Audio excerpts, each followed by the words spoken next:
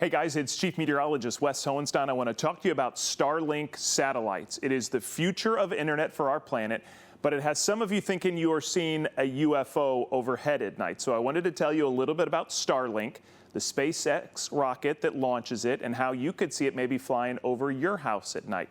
Now, the days of space shuttle launches are long gone, but they sure were majestic. This is one of the final launches back in April of 2010.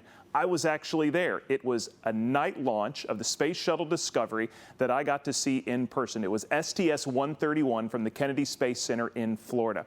Now, space shuttle launches only went once or twice a year.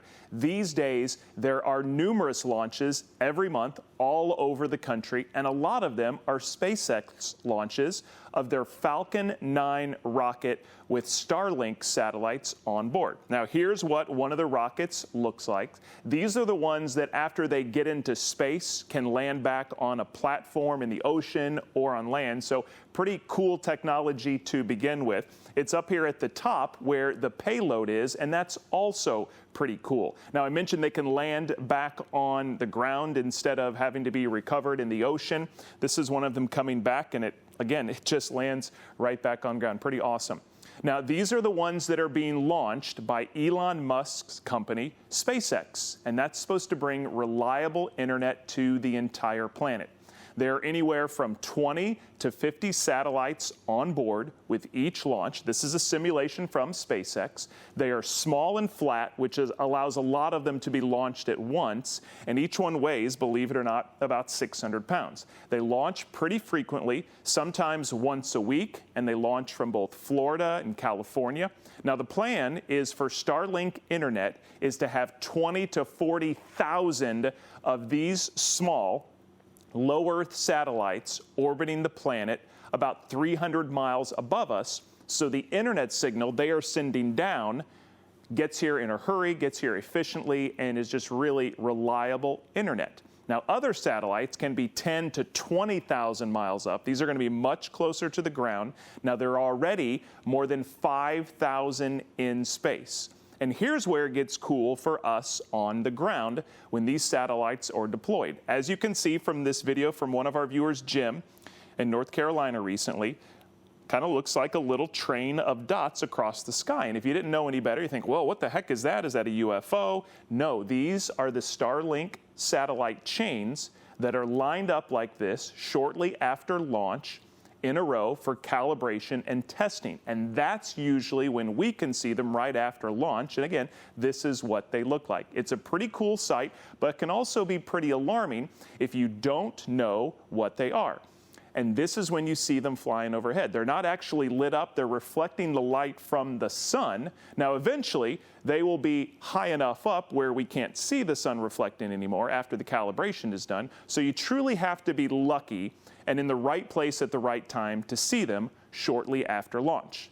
And because the launches are so frequent and often rescheduled, it's hard to plan out exactly when you can see them. Unlike the International Space Station, which has been up there for years, we know exactly the path for months in advance. Those are easier to plan out and see. They're always orbiting at the same height and the same speed. Now, if you want to get this Starlink satellite at your home, you need to go to their site and sign up. It's available in some places now. Other spots, there's a waiting list, and still others will come online in the next year. You'll put a little receiver on your roof. It costs about $100 a month. Again, pretty cool technology that's going to give every inch of our planet reliable internet. In fact, right now, this is a live look at the satellites that are up there right now. Again, every inch of our planet, from the middle of the ocean to the North Pole. They're using it in the Ukraine right now to help communication there. So the little lights you may see overhead in a line, those strange lights, those are the things that are going to give us reliable internet.